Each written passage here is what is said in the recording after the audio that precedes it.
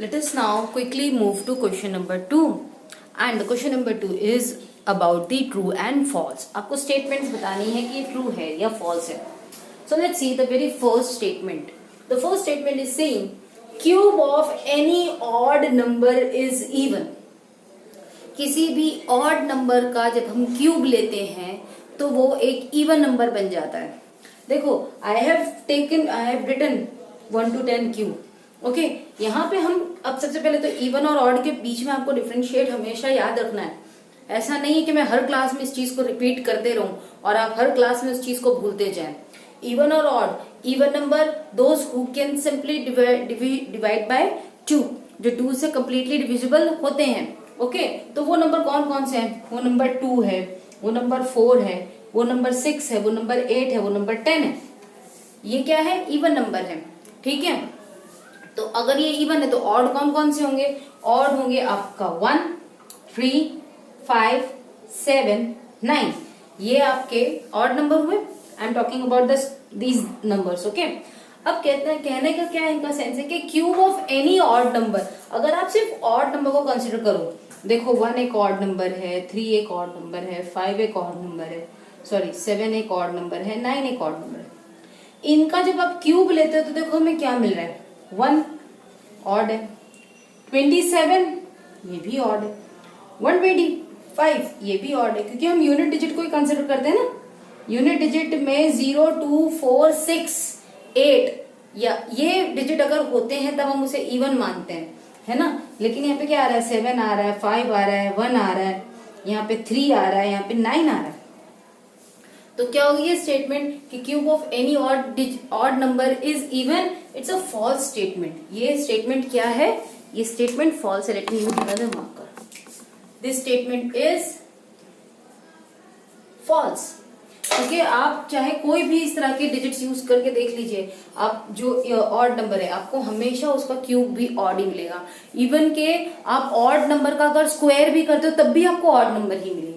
Okay even का square even होगा, odd का स्क्वायर ऑड होगा, इवन का क्यूब इवन होगा, ऑड का क्यूब भी ऑड होगा. Okay now moving on to the next question. A perfect cube does not end with 2 zeros. जब आप एक परफेक्ट क्यूब लेते हो तो उसका जो एंड है वो 2 zeros पे फिनिश नहीं होता. देखो अगर आप इस सब को ध्यान देते हैं इसके, तो यहाँ पे हमारे पास में एक जहां दिख रहा है जहाँ पे जीरोस हैं, लेकिन अगर हम देखें ध्यान से तो कितने जीरोस हैं? 3 zeros हैं. ये 10 का क्यूब किया गया है ना. अगर आप यहाँ पे 20 का क्यूब करोगे, सॉरी अगर आप यहाँ पे 20 का क्यूब करोगे तो क्या होगा? इस जो ये जो जीरो है इसके तो 3 जीरो लगाने ही है हमें, और फिर 2 का क्यूब आपका ये 8 हो जाएगा.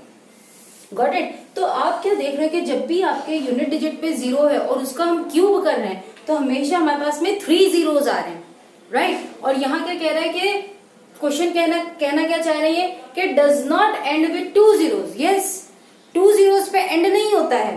कितने zeros पे एंड होता है? 3 zeros पे. तो ये जो स्टेटमेंट है वो एकदम सही कह रही है कि कोई भी परफेक्ट क्यूब है वो 2 zeros पे एंड नहीं होता. सही है. तो this statement is true. Next question. The next is if square of a number ends with 5, then its cube ends with 25. अब ये कह रहे हैं कि अगर किसी नंबर का स्क्वायर 5 पे एंड होता है तो उसी नंबर का क्यूब 25 पे एंड होगा. Let's see this. तो चलो चेक करते हैं. अगर किसी स्क्वायर का एंड 5 होता है, हम पहले एग्जांपल 5 लेते हैं. ठीक है, 5 का स्क्वायर करते हैं तो हमें 25 मिलता है. चलो क्यूब एंड हो रहा है, सॉरी स्क्वायर तो 5 पे एंड हो रहा है. क्वेश्चन क्या कह रहा है? Square of a number ends with 5. इसका स्क्वायर करने पर 5 पे एंड हो रहा है. ऑलराइट. अगर इसका आप क्यूब करते हो, इसी नंबर का जब आप क्यूब कर देते हो तब आपका जो क्यूब है वो 25 पे एंड होता है. 5 का क्यूब क्या हो जाएगा? 125. चलो यहां तक तो स्टेटमेंट सही है, पर क्या ये सबके साथ में हो रहा है? लेट्स सी. ये इसका यूनिट डिजिट 5 है तो अगला अगर जिसका हम देखेंगे अगला यूनिट डिजिट 5 15 में मिलेगा. 15 का जब आप स्क्वायर लेते हो तो आपको यहाँ पे 225 मिलता है. ओके, यहाँ पे यूनिट डिजिट 5 है, हाँ चलो फर्स्ट स्टेटमेंट क्लियर है। Then it's cube ends with 25। तो क्या अगर मैं 15 का क्यूब करूं तो क्या मुझे उसके एंड में 25 मिलेगा? अगर आप 15 का क्यूब करते हो मतलब 15 इंटू 15 तो आपको आंसर कुछ इस तरह से मिलेगा 3375। क्या इसका एंड 25 पर है?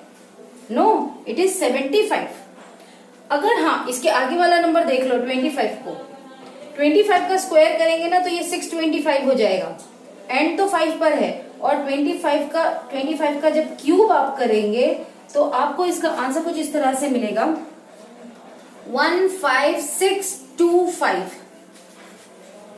अब जब आप 35 का स्क्वायर करोगे तो आपको समहाउ डेफिनेटली आपको यूनिट डिजिट तो आपको 5 मिलेगी, लेकिन 35 का जब आप क्यूब करेंगे ना तब आपको एक बहुत इंटरेस्टिंग से पैटर्न आपको भी मिलने वाला है। यहाँ पर 35 का क्यूब करने पे आपको मिलेगा 42875।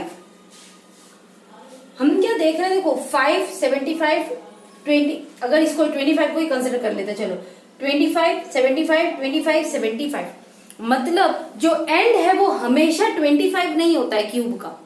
क्यूब का एंड हमेशा 25 नहीं होता है, वो या तो 25 होता है या तो फिर 75 होता है। So this statement is false. हमेशा आपका 25 पे एंड नहीं होगा, 75 भी इसका एंड हो सकता है। Let's see the next question. So fourth question is there is no perfect cube which ends with 8। ऐसा कोई भी परफेक्ट क्यूब नहीं है जिसका एंड, या फिर हम यूनिट डिजिट की बात करते हैं, वो 8 हो। देखो ये स्टेटमेंट को प्रूफ आगे करें हमें यहीं पे ही आंसर मिल जाता है। 2 का क्यूब क्या है? 8 है। 2 का क्यूब हम एक परफेक्ट क्यूब लेते हैं तो 8 क्या हमारे परफेक्ट क्यूब मिलता है ना। और ये कह रहे हैं कि कोई भी ऐसा परफेक्ट क्यूब नहीं है जिसका एंड या फिर यूनिट प्लेस 8 हो। तो हमें तो यहाँ पे दिख रहा है कि यूनिट प्लेस पे ही 8 है। आप अगर और एग्जांपल्स देना चाहते हैं इसके तो देखो 2 का तो क्यूब 8 ही है।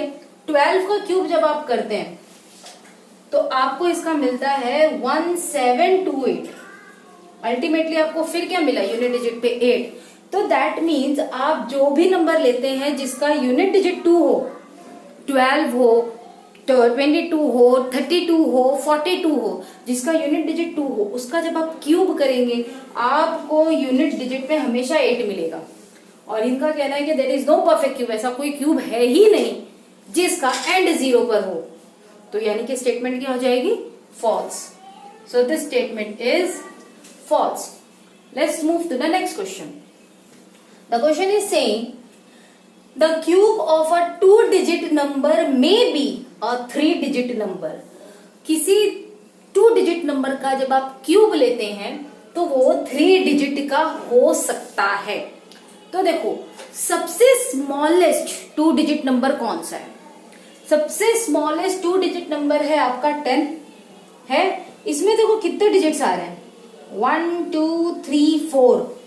मतलब अगर सबसे स्मॉलेस्ट 2 डिजिट नंबर का भी क्यूब अगर लेते हैं तो मिनिमम जो है हमें 4 डिजिट ही मिल रहा है। इससे कम मिल रहा है क्या? नहीं, इसके मिनिमम 2 डिजिट नंबर का जब आप क्यूब लेते हो तो आपको मिनिमम से मिनिमम 4 डिजिट मिल रहे हैं। इनका कहना है कि 2 डिजिट का नंबर का जब आप क्यूब लेते हो तो वो 3 डिजिट का हो सकता है।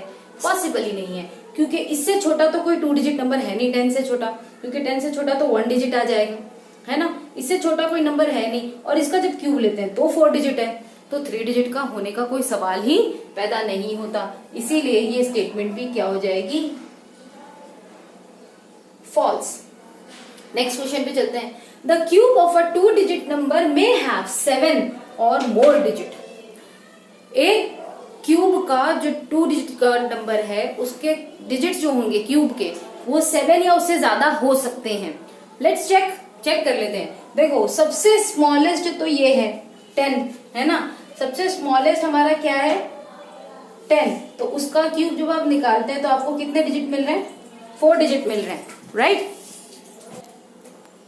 ये तो ये स्मॉलर की। अब अगर लार्जेस्ट 2 डिजिट नंबर देखते हैं, लार्जेस्ट 2 डिजिट नंबर क्या होगा हमारा? 99 का जब हम क्यूब करते हैं यानी कि 99 इंटू 99 99, फिर 99 को 99 से मल्टीप्लाई करो, फिर जो आंसर है फिर से 99 को मल्टीप्लाई करो, तब आपको आंसर कुछ मिलता है 970299। आपका ये आंसर आता है। तो अगर आप ध्यान से देखें तो कितने डिजिट्स बन रहे हैं, 1 2 3 4 5 6, सबसे बड़ा 2 डिजिट नंबर यही है ना। अगर इसके बाद में हम जाते हैं तो वो हमारा क्या हो जाएगा, सॉरी 3 डिजिट नंबर मिल जाएगा। 99 के बाद में हमारे पास में 3 डिजिट नंबर हो जाएगा। पूछा जा रहा है 2 डिजिट के बारे में, तो 2 डिजिट जो सबसे बड़ा डिजिट तो यही है। और जब इसका क्यूब आप करते हो तो आपको कितने मिल रहे हैं, मैक्सिमम से मैक्सिमम 6 डिजिट मिल रहे हैं, 6 से ज्यादा नहीं मिल रहे हैं। और क्वेश्चन कह रहा है कि 2 डिजिट नंबर का जो क्यूब है उसमें या तो 7 या 7 से ज्यादा डिजिट मिलेंगे। स्टेटमेंट फॉल्स है, क्योंकि मैक्सिमम से मैक्सिमम कितने डिजिट मिल रहे हैं हमें, 6 डिजिट मिल रहे हैं। So this statement is false. आगे चलते हैं। The cube of a single digit number may be a single digit number. एक सिंगल डिजिट नंबर का अगर आप क्यूब निकालते हैं तो उसका क्यूब जो है वो सिंगल डिजिट हो सकता है। लेट्स सी, देखो 1 से 9 तक सारे सिंगल डिजिट है ना। इसका 3 डिजिट में आंसर आ रहा है, इसका भी 3 है, इसका भी 3 डिजिट है, इसका 3 डिजिट है, इसका 3 डिजिट है, इसका 2 डिजिट है, इसका 2 डिजिट है, इसका और इसका सिंगल डिजिट है। सिंगल डिजिट का क्यूब सिंगल डिजिट हो सकता है ना। पूछा यही जा रहा है कि मे बी हो सकता है कि एक सिंगल डिजिट का क्यूब सिंगल डिजिट ही हो। हमारे पास में इसकी एग्जांपल है, 1 का क्यूब 1 है सिंगल डिजिट, 2 का क्यूब 8 है single digit. So this statement is true. अब एक थोड़े छोटे से कंक्लूजन पर आते हैं, क्योंकि जो हम यहाँ से जो पढ़ रहे थे क्यूब ऑफ 2 डिजिट नंबर के बारे में। देखो जब आप क्यूब निकालते हो ना सिंगल डिजिट का, तो वो मैक्सिमम से मैक्सिमम 3 डिजिट के लिए 3 डिजिट तक जाता है ना। 1 डिजिट से 3 डिजिट तक जाता है, यानी कि एक डिजिट के लिए 3 डिजिट तक का क्यूब हो सकता है। तो उसी तरह से जब 2 डिजिट की बात कर रहे हैं तो 6 डिजिट तक हो जाएगा, अप टू 6 डिजिट हो जाएगा। अगर 3 डिजिट की बात करें, 3 डिजिट का क्यूब, तो वो अप टू 9 डिजिट्स तक हो सकता है, इससे ज्यादा नहीं हो सकता। मतलब हर डिजिट के लिए 3 डिजिट्स बन रहे हैं।